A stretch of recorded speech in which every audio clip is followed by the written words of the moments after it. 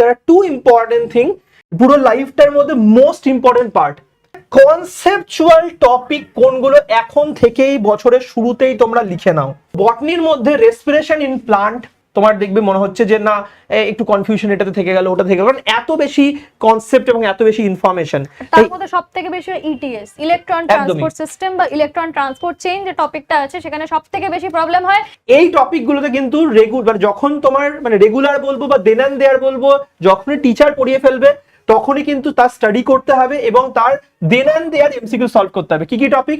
Respiration in plants, photosynthesis, molecular basis, principles of inheritance মানে chromosomal জেনেটিক্সটা, and then হচ্ছে life cycle of bryophyte, life cycle of pteridophyte, gymnosperm life cycle, আর একটা অ্যাঞ্জিওস্পার্মের, আর একটা হচ্ছে তোমার বলে অ্যাঞ্জিওস্পার্মের জন্য মেইনলি, সেটা হচ্ছে apomixis and polyembryony. And for the zoology, biotechnology যেখানে হচ্ছে selection of recombinant non recombinant, mechanism of breathing, sliding filament theory, nerve impulse conduction, hormone receptor complex formation and counter current mechanism.